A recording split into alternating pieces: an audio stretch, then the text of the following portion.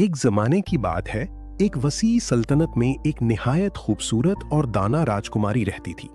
उसका नाम जरीना था। वो ना सिर्फ अपनी खूबसूरती बल्कि अपनी अक्लो दानाई की वजह से भी मशहूर थी। मगर उसकी जिंदगी में एक अजीब मोड़ आने वाला था। उसी शहर में एक चालाक मगर दिल का बुरा ना होने वाला चोर भी रहता था, जिसका नाम फहद था। वो अमीरों के घरों से चोरी करता मगर गरीबों में बांट देता।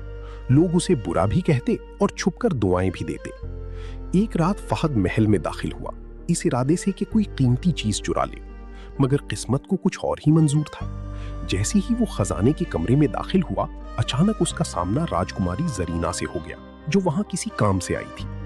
राजकुमारी ने शोर मचाने के बजाय खामोशी से फहद को देखा और बोली, तुम चोर हो, मगर तुम्हारी आंखों में लालच नहीं, कुछ और है।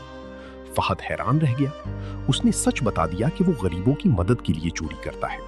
राजकुमारी उसकी बात सुनकर मुतासिर हुई, मगर उसने कहा, चोरी कभी दुरुस्त रास्ता नहीं होती, चाहे मकसद अच्छा ही क्यों ना हो। राजकुमारी ने उसे एक मौका दिया। उसने कहा कि अगर वो अपनी जिंदगी बदल ले तो वो खुद उसकी मदद करेगी, ताकि वो ईमानदारी से लोगों की खिदमत कर सके।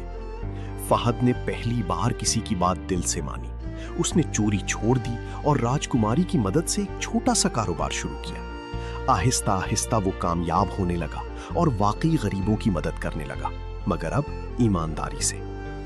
वक्त गुजरता गया और फहद की सच्चाई और मेहनत ने सबका दिल जीत लिया। बादशाह को भी जब हकीकत मालूम हुई तो वो खुश हुआ और फहद को दरबार में इज्जत दी।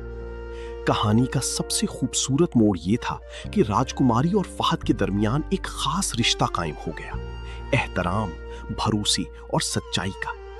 आखिरकार बादशाह ने दोनों की शादी की इजाजत दे दी। ये कहानी हमें सिखाती है कि नीयत अच्छी हो तो रास्ता भी सही होना चाहिए, और एक मौका किसी की पूरी जिंदगी बदल सकता है।